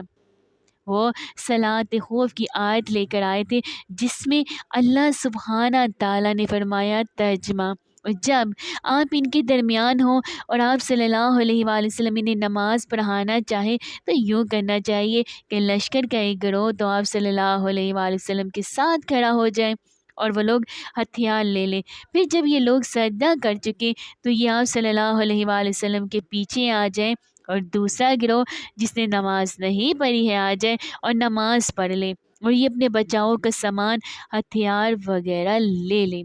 سورۃ النساء کا یہ ترجمہ ہے۔ چنانچہ اس طرح نماز ادا کی گئی۔ یہ نماز خوف تھی، یعنی جب دشمن سے مقابلہ ہو تو آدھا لشکر پیچھے ہٹ کر 2 رکعت ادا کر لیں اور واپس اپنی جگہ پر آ جائے، باقی جو لوگ رہ گئے ہیں اب وہ جا کر 2 رکعت ادا کریں۔ اس نماز کی ادائیگی کا تفصیلی طریقہ فقہ کی کتب میں بھی دیکھا جا سکتا ہے۔ مسلمانوں نے جب عصر کی نماز اس طرح ادا کی تو مشرک بول اٹھے، افسوس، ہم نے ان کے خلاف جو سوچا تھا اس پر عمل نہ کر سکے۔ ادھر حضور اقدس صلی اللہ علیہ وآلہ وسلم کی اطلاع ملی کہ قریش مکہ آپ کو بیت اللہ کی زیارت سے روکنے کا فیصلہ کر چکے ہیں، تو آپ صلی اللہ علیہ وآلہ وسلم نے صحابہ کرام رضی اللہ عنہ سے اس بارے میں مشورہ کیا اور ان سے فرمایا، لوگوں مجھے مشورہ دو، کیا تم یہ چاہتے ہو کہ ہم بیت اللہ کی زیارت کا فیصلہ کر لیں اور جو بھی ہمیں سے روکے سے جنگ کریں؟ آپ صلی اللہ علیہ وآلہ وسلم کی یہ بات سن کر حضرت ابو بکر صدیق رضی اللہ عنہ نے کہا، اے اللہ کے رسول صلی اللہ علیہ وآلہ وسلم، آپ صلی اللہ علیہ وآلہ وسلم سے بیت اللہ کی زیارت کا ارادہ فرما کر نکلے ہیں۔ آپ صلی اللہ علیہ وآلہ وسلم کا مقصد جنگ اور خون ریزی ہرگز نہیں، اس لیے آپ صلی اللہ علیہ وآلہ وسلم اسی ارادے کے ساتھ آگے بڑھتے رہیں، اگر کوئی ہمیں زیارت سے روکے گا تو اس سے جنگ کریں گے۔ حضرت مقداد رضی اللہ عنہ نے کہا، اے اللہ کے رسول صلی اللہ علیہ وآلہ وسلم، ہم آپ صلی اللہ علیہ وآلہ وسلم سے وہ نہیں کہیں گے جو بنی اسرائیل نے موسیٰ علیہ السلام سے کہا تھا کہ تم اور تمہارا رب جا کر جنگ کرو۔ ہم تو یہاں بیٹھے ہیں، ہم تو آپ سے کہتے ہیں آپ صلی اللہ علیہ وآلہ وسلم اور آپ صلی اللہ علیہ وسلم کا رب جنگ کرے، ہم بھی آپ صلی اللہ علیہ وسلم کے ساتھ جنگ کریں گے۔ اے اللہ کے رسول صلی اللہ علیہ وآلہ وسلم، اللہ کی قسم اگر آپ صلی اللہ علیہ وآلہ وسلم ہمیں لے کر برقی گواد بھی جانا چاہے تو آپ صلی اللہ علیہ وآلہ وسلم کے ساتھ ہوں گے، ہم میں سے ایک شخص بھی پس و پیش نہیں کرے گا۔ برقی گواد مدینہ منورہ سے بہت دور دراز کے ایک مقام کا نام ہے۔ ان دونوں حضرات کی رائے لینے کے بعد آپ صلی اللہ علیہ وآلہ وسلم نے فرمایا، بس پھر اللہ کا نام لے کر آگے بڑھو۔ چنانچہ مسلمان آگے روانہ ہوئے، یہاں تک کہ حدیبیہ کے مقام پر پہنچے۔ اس جگہ حضور اکرم صلی اللہ علیہ وآلہ وسلم کی اونٹنی خود بخود بیٹھ گئی۔ لوگوں نے اٹھانا چاہا لیکن وہ نہ اٹھی۔ لوگوں نے کہا قصوہ اڑ گئی ہے۔ حضور اکرم صلی اللہ علیہ وآلہ وسلم نے یہ سن کر ارشاد فرمایا، یہ اڑی نہیں اور نہ اڑنے کس کی عادت ہے، بلکہ اسے ذات نے روک لیا ہے جس نے ابرہہ کے لشکر کو مکہ میں داخل ہونے سے روک دیا تھا۔ مطلب یہ تھا کہ قصوہ خود نہیں رکی، اللہ سبحانہ تعالیٰ کے حکم سے رکی ہے۔ حضور اکرم صلی اللہ علیہ وآلہ وسلم نے اس مقام پر قیام کا حکم فرمایا۔ اس پر صحابہ نے عرض کیا، اللہ کے رسول صلی اللہ علیہ وآلہ وسلم، یہاں پانی نہیں ہے۔ یہ سن کر حضور اکرم صلی اللہ علیہ وآلہ وسلم نے اپنے ترکش سے ایک تیر نکال کر ناجیہ بن جندب رضی اللہ عنہ کو دیا، جو آپ صلی اللہ علیہ وآلہ وسلم کی قربانی کے جانوروں کے نگران تھے۔ حضور اقدس صلی اللہ علیہ وآلہ وسلم نے حکم فرمایا کہ یہ تیر کسی گھڑے میں گاڑ دو۔ تیر ایک ایسے گھڑے میں گاڑ دیا گیا جس میں تھوڑا سا پانی موجود تھا۔ فوراً ہی اس میں سے میٹھے پانی کا چشمہ ابلنے لگا، یہاں تک کہ تمام لوگوں نے پانی پی لیا، جانوروں کو بھی پانی پلایا، پھر سب جانور اسی گھڑے کے گرد بیٹھ گئے۔ جب تک تیر اس گھڑے میں لگا رہا اس میں سے پانی ابلتا رہا۔ گھڑے سے پانی ابلنے کی خبریں قریش تک بھی پہنچ گئی۔ ابو سفیان نے لوگوں سے کہا، ہم نے سنا ہے حدیبیہ کے مقام پر کوئی گھڑا ظاہر ہوا ہے، اس میں سے پانی کا چشمہ پھوٹ پڑا ہے، ذرا ہمیں بھی تو دکھاؤ۔ محمد نے یہ کیا کرشمہ دکھایا ہے صلی اللہ علیہ وآلہ وسلم۔ چنانچہ انہوں نے وہاں جا کر اس گھڑے کو دیکھا، گھڑے میں لگے تیر کی جڑ سے پانی نکل رہا تھا۔ یہ دیکھ کر ابو سفیان اور اس کے ساتھی کہنے لگے، اس جیسا واقعہ تو ہم نے پہلے کبھی نہیں دیکھا، یہ محمد صلی اللہ علیہ وآلہ وسلم کا چھوٹا سا جادو ہے۔ آج کل نبی کریم صلی اللہ تعالیٰ علیہ وآلہ وسلم نے قریش کی طرف قاصد بھیجنے کا ارادہ فرمایا تاکہ بات چیت ہو سکے، کفار پر واضح ہو جائے کہ مسلمان لڑائی کے ارادے سے نہیں آئے بلکہ عمرہ کرنے کی نیت سے آئے ہیں۔ اس قرض کے لیے 2 یا 3 قاصد بھیجے گئے لیکن بات نہ بن سکی۔ آخر حضور اکرم صلی اللہ تعالیٰ علیہ وآلہ وسلم نے سیدنا عثمان بن عفان رضی اللہ تعالیٰ عنہ کو بھیجا اور انہیں یہ حکم دیا کہ وہ مکہ میں ان مسلمان مردوں اور عورتوں کے پاس جائیں جو وہاں پھنسے ہوئے ہیں، انہیں فتح کی خوشخبری سنائیں اور یہ خبر دے کہ بہت جلد اللہ سبحانہ تعالیٰ مکہ میں اپنے دین کو سربلند فرمائیں گے، یہاں تک کہ وہاں کسی کو اپنا ایمان چھپانے کی بھی ضرورت نہیں رہے گی۔ غرض نبی کریم حضرت محمد مصطفیٰ صلی اللہ تعالیٰ علیہ وآلہ وسلم کے حکم پر حضرت عثمان رضی اللہ عنہ مکہ کی طرف روانہ ہوئے۔ مکہ میں داخل ہونے سے پہلے سیدنا عثمان غنی رضی اللہ عنہ نے ابان بن سعید کی پناہ لی، جو کہ اس وقت تک مسلمان نہیں ہوئے تھے، وہ بعد میں مسلمان ہوئے۔ ابان بن سعید نے حضرت عثمان رضی اللہ عنہ کی پناہ منظور کر لی، انہوں نے حضرت عثمان رضی اللہ عنہ کو اپنے آگے کر لیا، خود ان کے پیچھے چلے تاکہ لوگ جان لیں یہ ان کی پناہ میں ہیں۔ اس طرح حضرت عثمان رضی اللہ عنہ قریش مکہ تک پہنچے، انہیں رحمت عالم صلی اللہ علیہ وآلہ وسلم کا پیغام پہنچایا۔ جواب میں قریش نے کہا، محمد صلی اللہ علیہ وآلہ وسلم ہماری مرضی کے خلاف کبھی مکے میں داخل نہیں ہو سکتے، ہاں تم چاہو تو بیت اللہ کا طواف کر لو۔ اس پر حضرت عثمان رضی اللہ عنہ نے جواب دیا، یہ کیسے ہو سکتا ہے کہ میں رسول اللہ صلی اللہ تعالیٰ علیہ وآلہ وسلم کے بغیر طواف کر لوں۔ قریش نے بات چیت کے سلسلے میں حضرت عثمان رضی اللہ عنہ کو 3 دن تک روکے رکھا۔ ایسے میں کسی نے یہ خبر اڑا دی کہ قریش نے حضرت عثمان رضی اللہ تعالیٰ عنہ کو شہید کر دیا ہے۔ اس پر نبی کریم صلی اللہ تعالیٰ علیہ وآلہ وسلم نے غمزدہ ہو کر ارشاد فرمایا، اب ہم اس وقت تک نہیں جائیں گے جب تک دشمن سے جنگ نہیں کر لیں گے۔ اس کے بعد آپ صلی اللہ تعالیٰ علیہ وآلہ وسلم نے فرمایا، اللہ سبحانہ تعالیٰ نے مجھے مسلمانوں سے بیعت لینے کا حکم فرمایا ہے۔ حضور اکرم صلی اللہ علیہ وآلہ وسلم کی بات پر حضرت عمر رضی اللہ عنہ نے پکار کر بیعت کا اعلان کیا۔ اس اعلان پر سب لوگ بیعت کے لیے جمع ہو گئے۔ آپ صلی اللہ تعالیٰ علیہ وآلہ وسلم اس وقت ایک درخت کے نیچے تشریف فرما تھے۔ صحابہ کرام نے حضور صلی اللہ علیہ وآلہ وسلم سے ان باتوں پر بیعت کی، کسی حالت میں آپ صلی اللہ علیہ وآلہ وسلم کا ساتھ چھوڑ کر نہیں بھاگیں گے، فتح حاصل کریں گے یا پھر شہید ہو جائیں گے۔ مطلب یہ کہ یہ بیعت موت پر بیعت تھی۔ اس بیعت کی خاص بات یہ تھی کہ آپ صلی اللہ علیہ وآلہ وسلم نے حضرت عثمان غنی رضی اللہ تعالیٰ عنہ کی طرف سے خود بیعت کی اور اپنا دایاں ہاتھ اپنے بائیں ہاتھ پر رکھ کر فرمایا، اے اللہ سبحانہ تعالیٰ، یہ بیعت عثمان کی طرف سے ہے کیونکہ وہ تیرے اور تیرے رسول کے کام سے گئے ہوئے ہیں، اس لیے ان کی طرف سے میں خود بیعت کرتا ہوں۔ پھر 1400 صحابہ کرام رضی اللہ عنہ نے حضور اکرم صلی اللہ تعالیٰ علیہ وآلہ وسلم سے باری باری بیعت کی۔ بعد میں حضور اقدس صلی اللہ تعالیٰ علیہ وآلہ وسلم کو اللہ سبحانہ تعالیٰ کی طرف سے یہ اطلاع مل گئی کہ حضرت عثمان غنی رضی اللہ عنہ کو شہید نہیں کیا گیا، وہ زندہ سلامت ہے۔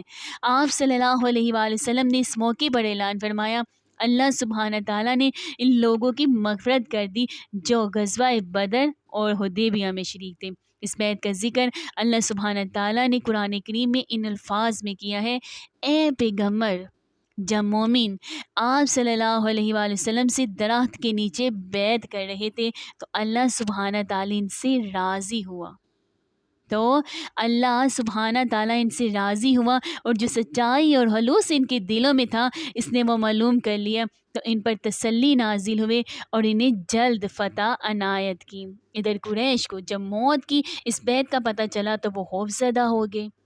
ان کے عقلمند لوگوں نے مشورہ دیا کہ صلح کر لینا مناسب ہوگا اور صلح اس شرائط پر کر لی جائے کہ مسلمان اس سال تو واپس لوٹ جائیں، آئندہ سال آ جائیں اور 3 دن تک مکہ میں ٹھہر کر عمرہ کر لیں۔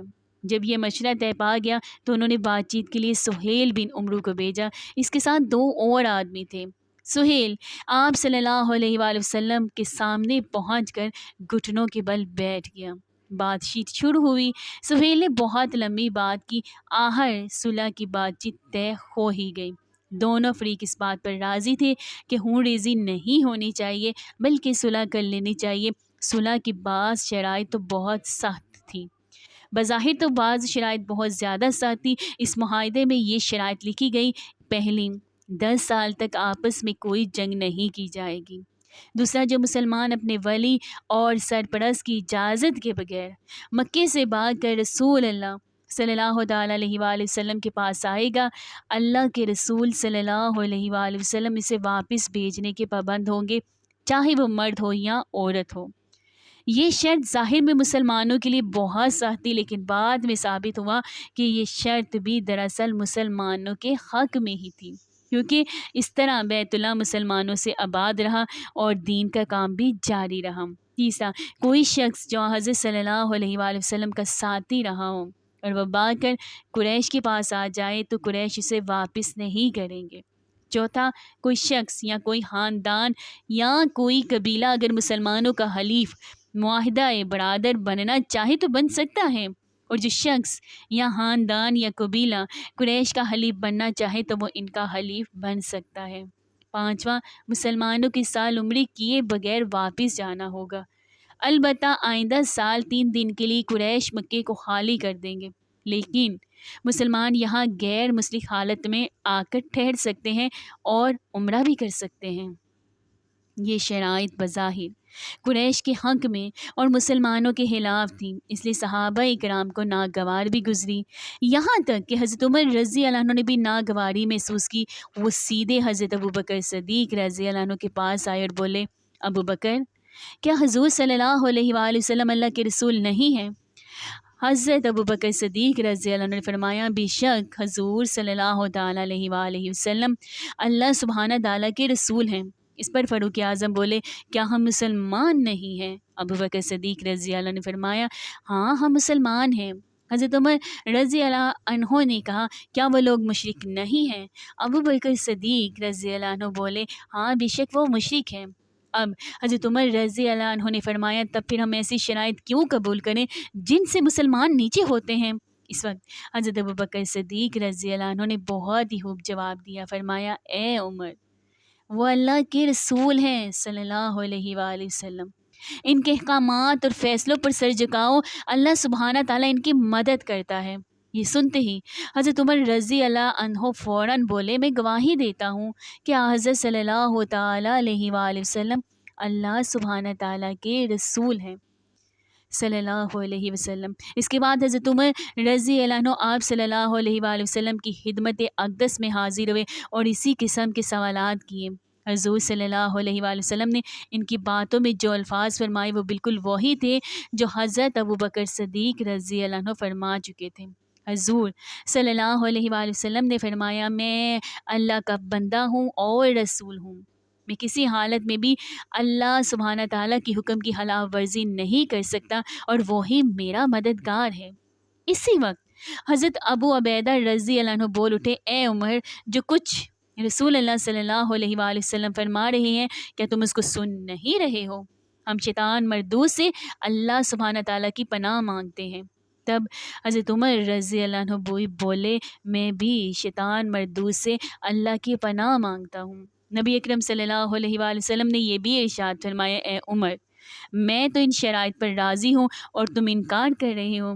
چنانچہ حضرت عمر رضی اللہ عنہ نے فرمایا کرتے تھے میں نے اس وقت جو باتیں کی تھیں اگرچہ وہ اس تمنا میں تھی کہ اس معاملے میں خیر اور بہتری ظاہر ہو، مگر اپنی اس گفتگو کی خوف سے میں اس کے بعد ہمیشہ روزے رکھتا رہا۔ اللہ اکبر۔ حضرت عمر رضی اللہ عنہ کیا فرماتے ہیں مگر اپنی اس وقت کی گفتگو کے خوف سے میں اس کے بعد ہمیشہ روزے رکھتا رہا، صدقات دیتا رہا، نمازیں پڑھتا رہا اور غلام بھی آزاد کرتا رہا۔ پھر اس صلح کی تحریر لکھی گئی۔ آپ صلی اللہ علیہ وآلہ وسلم نے حضرت اوس بن خولہ رضی اللہ عنہ کو حکم دیا کہ وہ یہ معاہدہ لکھے۔ اس پر سہیل بن عمرو نے کہا یہ معاہدہ علی لکھیں گے یا پھر عثمان؟ حضور صلی اللہ علیہ وآلہ وسلم نے حضرت علی رضی اللہ عنہ کو معاہدہ لکھنے کا حکم فرمایا اور فرمایا لکھو بسم اللہ الرحمن الرحیم۔ اس پر سہیل بن عمرو نے پھر اعتراض کیا میں رحمان اور رحیم کو نہیں مانتا۔ استغفر اللہ۔ آپ یوں لکھوائیں بسمکا اللہم، یعنی شروع کرتا ہوں اے اللہ تیرے نام سے۔ حضور صلی اللہ علیہ وآلہ وسلم نے حضرت علی رضی اللہ عنہ سے فرمایا اسی طرح لکھ دو۔ انہوں نے لکھ دیا تو حضور اکرم صلی اللہ علیہ وآلہ وسلم نے فرمایا لکھو محمد رسول اللہ نے ان شرائط پر سہیل بن عمرو سے صلح کی۔ حضرت علی رضی اللہ عنہ لکھنے لگے لیکن سہیل بن عمرو نے پھر اعتراض کیا اگر میں یہ شہادت دے چکا ہوتا کہ آپ اللہ کے رسول ہیں تو پھر نہ تو آپ کو بیت اللہ سے روکا جاتا نہ آپ سے جنگ ہوتی، اس لیے یوں لکھے محمد بن عبداللہ۔ اس وقت تک حضرت علی رضی اللہ عنہ حضور اکرم صلی اللہ علیہ وآلہ وسلم کی ارشاد کے مطابق وہ عبارت لکھ چکے تھے، اس لیے آپ صلی اللہ علیہ وآلہ وسلم نے ان سے فرمایا اس کو مٹا دو، یعنی لفظ رسول اللہ کو مٹا دو۔ حضرت علی رضی اللہ عنہ نے عرض کیا میں تو کبھی نہیں مٹا سکتا، میں کیسے مٹا سکتا ہوں؟ اس پر رسول اللہ صلی اللہ علیہ وآلہ وسلم نے ان سے فرمایا مجھے دکھاؤ یہ لفظ کس جگہ لکھا ہے۔ حضرت علی رضی اللہ عنہ نے لفظ آپ صلی اللہ علیہ وآلہ وسلم کو دکھایا تو حضور اقدس صلی اللہ علیہ وآلہ وسلم نے خود اپنے دستے مبارک سے اسے مٹا دیا۔ اس کے بعد حضرت علی رضی اللہ تعالیٰ عنہ کو لکھنے کا حکم فرمایا اور کہا لکھو یہ وہ سمجھوتا ہے جس پر محمد بن عبداللہ نے سہیل بن عمرو کے ساتھ صلح کی۔ اس کے بعد حضور اقدس صلی اللہ علیہ وآلہ وسلم نے فرمایا اللہ کی قسم میں اللہ کا رسول ہوں، چاہے تم مجھے جھٹلاتے رہو اور میں ہی محمد ابن عبداللہ ہوں صلی اللہ علیہ وآلہ وسلم۔ یہ معاہدہ بھی لکھا جا رہا تھا کہ اچانک ایک مسلمان حضرت ابو جندل ابن سہیل رضی اللہ عنہ اپنی بیڑیوں کو کھینچتے ہوئے وہاں تک آ پہنچے۔ مشرکوں نے انہیں قید میں ڈال رکھا تھا۔ ان کا جرم یہ تھا کہ اسلام کیوں قبول کیا، اسلام چھوڑ دو یا پھر قید میں ہی رہو۔ یہ ابو جندل رضی اللہ عنہ اسی سہیل بن عمرو کے بیٹے تھے جو معاہدہ طے کر رہا تھا۔ یہ کسی طرح قید سے نکل کر وہاں تک آ گئے تھے تاکہ ظلم سے نجات مل جائے۔ انہیں دیکھ کر سب مسلمان خوش ہو گئے اور جان بچا کر نکل آنے پر انہیں مبارکباد دینے لگے۔ ادھر جو ہی سہیل نے اپنے بیٹے کو دیکھا تو یکدم کھڑا ہوا اور ایک سناٹے دار تھپڑ ان کے منہ پر دے مارا۔ یہ بھی روایت آئی ہے کہ اس نے انہیں چھری سے مارا پیٹا۔ مسلمان ان کی یہ حالت دیکھ کر رو پڑے۔ اب سہیل نے انہیں گریبان سے پکڑ لیا اور نبی کریم صلی اللہ تعالیٰ علیہ وآلہ وسلم سے بولا، اے محمد صلی اللہ علیہ وآلہ وسلم، یہ پہلا مسلمان ہے جو ہم لوگوں کے پاس سے یہاں آ گیا ہے، اس معاہدے کے تحت آپ اسے واپس کریں کیونکہ یہ معاہدہ لکھا جا چکا ہے۔ اس بات کو سن کر حضور اکرم صلی اللہ علیہ وآلہ وسلم نے فرمایا، ٹھیک ہے لے جاؤ۔ اس پر ابو جندل رضی اللہ تعالیٰ عنہ بے قرار ہو کر بولے، کیا مجھے پھر ان مشرکوں کے ساتھ واپس بھیج دیں گے؟ اسلام لانے کی وجہ سے حضرت ابو جندل رضی اللہ عنہ پر بہت ظلم ڈھائے گئے تھے، لہٰذا اس صورتحال پر سب لوگ بری طرح بے چین ہو گئے۔ اس موقع پر رسول اللہ صلی اللہ تعالیٰ علیہ وآلہ وسلم نے ان سے فرمایا، ابو جندل صبر اور ضبط سے کام لو، اللہ سبحانہ تعالیٰ تمہارے لیے اور تم جیسے اور مسلمانوں کے لیے کشادگی اور سہولت پیدا فرمانے والا ہے۔ ہم قریش سے ایک معاہدہ کر چکے ہیں، اس معاہدے کی روح سے ہم تمہیں واپس بھیجنے کے پابند ہیں۔ ہم نے انہیں اللہ سبحانہ تعالیٰ کے نام پر عہد دیا ہے، لہٰذا اس کی خلاف ورزی ہم نہیں کریں گے۔ مسلمانوں کی آنکھوں میں آنسو آ گئے، وہ بےتاب ہو گئے۔ حضرت عمر رضی اللہ عنہ جیسے شخص بھی رو پڑے، لیکن معاہدے کی وجہ سے اب سب کے سب مجبور تھے۔ اس طرح ابو جندل رضی اللہ عنہ کو واپس بھیج دیا گیا۔ ابو جندل رضی اللہ عنہ کا اصل نام آس تھا، ابو جندل ان کی کنیت تھی۔ ان کے ایک بھائی عبداللہ بن سہیل تھے جو کہ ان سے بھی پہلے مسلمان ہو چکے تھے۔ عبداللہ بن سہیل رضی اللہ عنہ اس طرح مسلمان ہوئے تھے کہ مشرکوں کے ساتھ بدر کے میدان میں مسلمانوں سے لڑنے کے لیے آئے تھے، لیکن بدر کے میدان میں آتے ہی یہ کافروں کا ساتھ چھوڑ کر مسلمانوں کی صفوں میں شامل ہو گئے تھے۔ سبحان اللہ۔ اس معاہدے کے بعد بنو خزاعہ کے لوگ حضرت صلی اللہ علیہ وآلہ وسلم کے ساتھ دوست قبیلے کی حیثیت سے شامل ہو گئے، یعنی مسلمانوں کے حلیف بن گئے۔ معاہدہ لکھا جا چکا تو دونوں کی طرف سے اہم لوگوں نے اس پر بطور گواہ بھی دستخط کیے۔ معاہدے سے فارغ ہو کر حضور اکرم صلی اللہ علیہ وآلہ وسلم نے سر منڈوانے اور قربانی کا حکم فرمایا، بلکہ پہلے آپ صلی اللہ علیہ وآلہ وسلم نے سر منڈوایا اور قربانی کی، پھر تمام مسلمانوں نے بھی ایسا ہی کیا۔ پھر جب مسلمان اس مقام سے واپس روانہ ہوئے تو حضرت صلی اللہ علیہ وآلہ وسلم پر سورہ فتح نازل ہوئی۔ اللہ سبحانہ تعالیٰ نے اس سورت میں یہ خوشخبری سنائی کہ بے شک آپ صلی اللہ علیہ وآلہ وسلم کی کھلی فتح دی گئی ہے اور اللہ سبحانہ کی نعمت آپ صلی اللہ علیہ وآلہ وسلم پر تمام ہونے والی ہے۔ سفر کے دوران ایک مقام پر خوراک ختم ہو گئی۔ صحابہ کرام رضی اللہ عنہ نے یہ بات آپ صلی اللہ علیہ وآلہ وسلم کو بتائی۔ حضور اقدس صلی اللہ علیہ وآلہ وسلم نے ایک چادر بچھانے کا حکم فرمایا کہ جس کے پاس جو کچھ بچے کچھ کھانا ہو اس چادر پر ڈال دے۔ صحابہ کرام رضی اللہ عنہ نے ایسا ہی کیا۔ آپ صلی اللہ علیہ وآلہ وسلم نے دعا فرمائی، پھر سب کو حکم دیا اس چادر سے اپنے اپنے برتن بھر لیں۔ چنانچہ سب نے برتن بھر لیے، حوصے ہو کر کھایا، لیکن کھانا جو کا تو بچا رہا۔ اس موقع پر حضور اقدس صلی اللہ علیہ وآلہ وسلم مسکرا پڑے اور ارشاد فرمایا، اللہ سبحانہ کی قسم، ان دو گواہیوں کے ساتھ جو شخص بھی اللہ سبحانہ تعالیٰ کے سامنے حاضر ہوگا دوزخ سے محفوظ رہے گا۔ جب حضور اقدس صلی اللہ علیہ وآلہ وسلم پر سورہ فتح نازل ہوئی تو حضرت جبرائیل امین علیہ السلام نے عرض کیا، اے اللہ کے رسول صلی اللہ علیہ وآلہ وسلم، آپ صلی اللہ علیہ وآلہ وسلم کو یہ فتح مبارک ہو۔ اس پر صحابہ کرام رضی اللہ عنہ نے بھی آپ صلی اللہ علیہ وآلہ وسلم کو مبارکباد دی۔ حضرت ابوبکر صدیق رضی اللہ عنہ فرماتے ہیں، اسلام میں صلح حدیبیہ سے بڑی مسلمانوں کو کوئی فتح نہیں ہوئی، یعنی یہ اس قدر بڑی فتح تھی کہ جب کہ لوگ اس کی حقیقت کو اس وقت بالکل نہیں سمجھ سکے تھے جب کہ معاہدہ لکھا جا رہا تھا۔ سہیل بن عمرو جنہوں نے یہ معاہدہ لکھا تھا بعد میں وہ بھی مسلمان ہو گئے تھے۔ حجۃ الوداع کے موقع پر انہیں اس جگہ پر کھڑے دیکھا گیا تھا جہاں قربانیاں کی جاتی ہیں، وہ حضور اکرم صلی اللہ علیہ وآلہ وسلم کو قربانی کے جانور پیش کر رہے تھے، اور حضور اکرم صلی اللہ علیہ وآلہ وسلم اپنے دستے مبارک سے انہیں ذبح کر رہے تھے۔ اس کے بعد سہیل بن عمرو رضی اللہ عنہ نے حضور اقدس صلی اللہ علیہ وآلہ وسلم کا سر منڈوانے کے لیے حجام بلوایا۔ اس وقت یہ منظر دیکھا گیا کہ حضور اکرم صلی اللہ علیہ وآلہ وسلم کا جو بال بھی گرتا سہیل بن عمرو اسے اپنی آنکھوں سے لگاتے تھے۔ اندازہ لگائیے ان میں کس قدر زبردست تبدیلی آ چکی تھی۔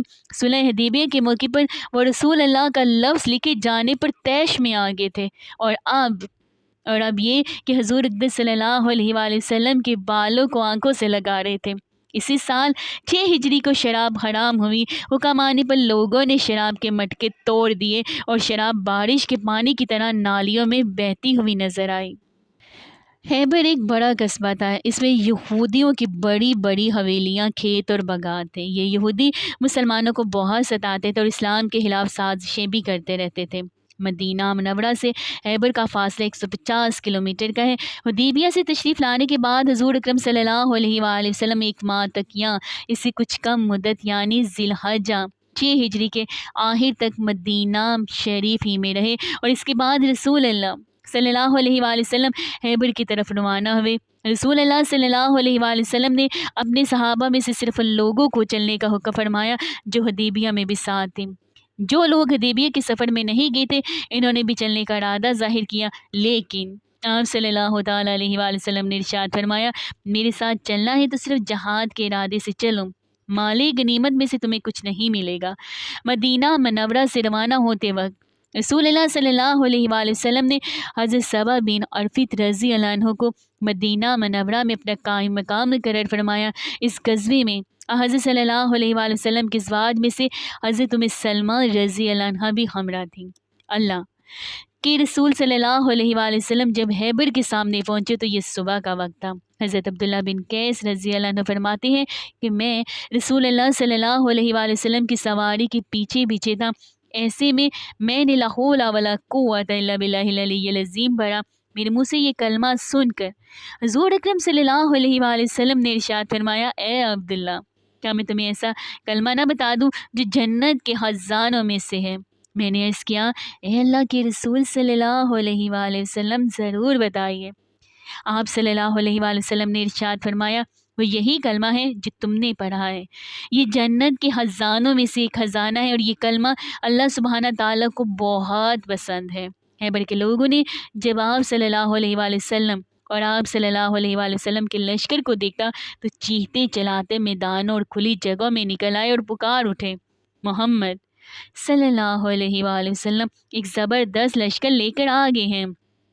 یہودیوں کی تعداد وہاں تقریباً 10,000 تھی، اور وہ یہ سوچ بھی نہیں سکتے تھے کہ مسلمان ان سے مقابلہ کرنے کے لیے نکل کھڑے ہوں گے۔ جب مسلمان جنگ کی تیاری کر رہے تھے تو اس وقت بھی حیران ہو کر کہہ رہے تھے، حیرت ہے، کمال ہے۔ نبی کریم صلی اللہ علیہ وآلہ وسلم نے یہودیوں کے ان قلعوں میں سے سب سے پہلے قلعہ نطات کی طرف توجہ فرمائی، اس کا محاصرہ کر لیا۔ اس موقع پر اور اس مقام پر آپ صلی اللہ علیہ وآلہ وسلم نے ایک مسجد بھی بنوائی۔ حضور اکرم صلی اللہ علیہ وآلہ وسلم جتنے دن خیبر میں رہے اسی مسجد میں نماز ادا فرماتے رہے۔ اس جنگ کے موقع پر آپ صلی اللہ علیہ وآلہ وسلم نے 2 زرہیں پہن رکھی تھیں اور گھوڑے پر سوار تھے۔ رسول اللہ صلی اللہ علیہ وآلہ وسلم کی گھوڑے کا نام ضرب تھا۔ آپ صلی اللہ علیہ وآلہ وسلم کے ہاتھوں میں نیزہ اور ڈال بھی تھی۔ آپ صلی اللہ علیہ وآلہ وسلم نے اپنے ایک صحابی کو پرچم دیا، وہ پرچم اٹھائے آگے بڑھے، انہوں نے زبردست جنگ کی لیکن ناکام لوٹ آئے۔ آپ صلی اللہ علیہ وآلہ وسلم نے پرچم ایک دوسرے صحابی کو دیا، وہ بھی ناکام لوٹ آئے۔ محمد بن سلمہ رضی اللہ عنہ کے بھائی محمود بن سلمہ رضی اللہ عنہ قلعے کی دیوار کے نیچے تک پہنچ گئے، لیکن اوپر سے مرحب نامی یہودی نے ان کے سر پر ایک پتھر دے مارا اور وہ شہید ہو گئے۔ انا للہ و انا الیہ راجعون کہا جاتا ہے کہ قلعے کی دیوار کے قریب انہوں نے بہت سخت جنگ کی تھی۔ جب بالکل تھک گئے تو اس قلعے کی دیوار کے سائے میں دم لینے لگے۔ اس وقت اوپر سے مرحب نے پتھر گرایا تھا۔ قلعہ نطات کے لوگ 7 دن تک برابر جنگ کرتے رہے۔ حضور اکرم صلی اللہ علیہ وآلہ وسلم روزانہ محمد بن مسلم رضی اللہ عنہ کو ساتھ لے کر جنگ کے لیے نکلتے رہے۔ پڑاؤں میں حضرت عثمان رضی اللہ عنہ کو نگراں بناتے، شام کے وقت حضور اکرم صلی اللہ علیہ وآلہ وسلم اسی جگہ واپس آ جاتے، زخمی مسلمان بھی وہیں پہنچا دیے جاتے۔ رات کے وقت ایک دستہ لشکر کی نگرانی کرتا، باقی لشکر سو جاتا۔ آپ صلی اللہ علیہ وآلہ وسلم بھی نگرانی کرنے والے دستے کے ساتھ گشت کے لیے نکلتے۔ کئی روز تک جب قلعہ فتح نہ ہوا تو حضور اکرم صلی اللہ علیہ وآلہ وسلم نے محمد بن مسلمہ رضی اللہ عنہ سے فرمایا، آج میں پرچم اس شخص کو دوں گا جو اللہ سبحانہ تعالیٰ اور اس کے رسول صلی اللہ علیہ وآلہ وسلم سے محبت کرتا ہے، اور اللہ اور رسول بھی اس سے محبت کرتے ہیں صلی اللہ علیہ وآلہ وسلم، اور وہ پیٹھ دکھانے والا نہیں۔ اللہ سبحانہ تعالیٰ اس کے ہاتھ میں فتح عطا فرمائیں گے، اور اس طرح اللہ سبحانہ تعالیٰ تمہارے بھائی کے قاتل پر قابو عطا فرمائے گا۔ صحابہ کرام نے جب یہ اعلان سنا تو ہر ایک نے چاہا کہ حضور صلی اللہ علیہ وآلہ وسلم پرچم اس سے دے، مگر پھر رسول اللہ صلی اللہ تعالیٰ علیہ وآلہ وسلم نے حضرت علی رضی اللہ عنہ کو طلب فرمایا۔ ان دنوں حضرت علی رضی اللہ عنہ کی آنکھوں میں تکلیف تھی، چنانچہ لوگوں نے حضور اکرم صلی اللہ علیہ وآلہ وسلم کو بتایا کہ ان کی تو آنکھیں دکھنے آئی ہوئی ہیں۔ آپ صلی اللہ علیہ وآلہ وسلم نے یہ سن کر فرمایا کہ کوئی انہیں میرے پاس لے آئے۔ تب حضرت سلمہ بن اکو رضی اللہ عنہ گئے اور انہیں لے آئے۔ آپ صلی اللہ علیہ وآلہ وسلم نے ان کا سر اپنی گود مبارک میں رکھا اور پھر ان کی آنکھوں میں اپنا لعاب دہن ڈالا۔ لعاب کا آنکھوں میں لگنا تھا کہ وہ اسی وقت ٹھیک ہو گئی، یوں محسوس ہوتا تھا جیسے ان میں کوئی تکلیف تھی ہی نہیں۔ سبحان اللہ۔ حضرت علی رضی اللہ عنہ فرماتے ہیں اس کے بعد زندگی بھر میری آنکھوں میں کبھی کوئی تکلیف نہیں ہوئی۔ پھر آپ صلی اللہ علیہ وآلہ وسلم نے پرچم حضرت علی رضی اللہ عنہ کو مرحمت فرمایا اور ارشاد فرمایا، جاؤ اور پیچھے مڑ کر نہ دیکھنا۔ حضرت علی رضی اللہ عنہ پرچم کو لہراتے ہوئے قلعے کی طرف روانہ ہوئے۔ پھر قلعے کے نیچے پہنچ کر انہوں نے جھنڈے کو نصب کر دیا۔ قلعے کے اوپر بیٹھے ہوئے ایک یہودی نے انہیں دیکھ کر پوچھا، تم کون ہو؟ جواب میں انہوں نے کہا، میں علی ابن ابی طالب ہوں۔ اس پر یہودی نے کہا، تم لوگوں نے بہت سر اٹھایا ہے، حالانکہ حق وہی ہے جو موسیٰ علیہ السلام پر نازل ہوا تھا۔ پھر یہودی قلعے سے نکل کر ان کی طرف بڑھے۔ ان میں سب سے آگے حرش تھا، وہ ایک مرحب کا بھائی تھا۔ یہ شخص اپنی بہادری کے سلسلے میں بہت مشہور تھا۔ اس نے نزدیک آتے ہی حضرت علی رضی اللہ عنہ پر حملہ کیا۔ حضرت علی رضی اللہ عنہ نے اس کا وار روکا اور جوابی حملہ کیا۔ اس طرح دونوں کے درمیان تلوار چلتی رہی۔ آخر حضرت علی رضی اللہ عنہ نے اسے خون میں نہلا دیا۔ اس کے گرتے ہی مرحب آگے آیا۔ یہ اپنے بھائی سے زیادہ بہادر اور جنگجو تھا۔ آتے ہی اس نے زبردست حملہ کیا، حضرت علی رضی اللہ عنہ پر تلوار کا وار کیا۔ حضرت علی رضی اللہ عنہ نے اس کی تلوار کو اپنی ڈال پر روکا۔ حملہ اس قدر سخت تھا کہ ڈال ان کے ہاتھ سے نکل کر دور جا گری۔ مرحب اس وقت 2 زرہیں پہنے ہوئے تھا، 2 تلواریں لگا رکھی تھی اور امامے بھی 2 پہن رکھے تھے۔ ان کے اوپر خود پہن رکھا تھا، دیکھنے کے لیے خود میں آنکھوں کی جگہ 2 سوراخ کر رکھے تھے۔ اس کے ہاتھ میں نیزہ تھا، اس میں 3 پھل لگے تھے۔ اب حضرت علی رضی اللہ عنہ نے اس پر وار کیا اور ان کی تلوار اسے کاٹتی چلی گئی۔ اس طرح حضرت علی رضی اللہ عنہ نے اسے قتل کر دیا۔ مرحب کے بعد اس کا بھائی یاسر آگے بڑھا۔ وہ آگے آ کر للکارا، کون ہے جو میرے مقابلے میں آئے گا؟ حضرت زبیر بن عوام رضی اللہ عنہ مسلمانوں کی طرف سے آگے آئے اور اسے ٹھکانے لگا دیا۔ خیبر کی جنگ ہو رہی تھی کہ ایک شخص آپ صلی اللہ علیہ وآلہ وسلم کی خدمت اقدس میں حاضر ہوا۔ اس کا نام اسود رائی تھا اور وہ یہودی تھا اور ایک شخص کا غلام تھا۔ اس کی بکریاں چراتا ہوا اس طرف آ گیا تھا۔ اس نے کہا، اے اللہ کے رسول صلی اللہ علیہ وآلہ وسلم، مجھے اسلام کے بارے میں بتائیے۔ رسول اللہ صلی اللہ تعالیٰ علیہ وآلہ وسلم نے مختصر طور پر اسلام کی خوبیاں بیان فرمائیں اور اسے اسلام قبول کرنے کی دعوت دی۔ اس نے فوراً کلمہ پڑھ لیا۔ اس کے بعد یہ اسود رائی رضی اللہ عنہ تلوار لے کر مسلمانوں کے ساتھ قلعے کی طرف بڑھے اور جنگ کرتے ہوئے شہید ہو گئے۔ اللہ اکبر۔ آپ جنگ کرتے ہوئے شہید ہو گئے۔ جب ان کی لاش آپ صلی اللہ تعالیٰ علیہ وآلہ وسلم کے سامنے لائی گئی تو آپ صلی اللہ تعالیٰ علیہ وآلہ وسلم نے ارشاد فرمایا، اللہ سبحانہ تعالیٰ نے اس غلام کو بلند مرتبہ عطا فرمایا ہے۔ اسود رضی اللہ عنہ کس قدر خوش قسمت تھے، نہ کوئی نماز پڑھی، نہ روزہ رکھا، نہ حج کیا، لیکن پھر بھی جنت حاصل کرنے میں کامیاب ہو گئے۔ سبحان اللہ۔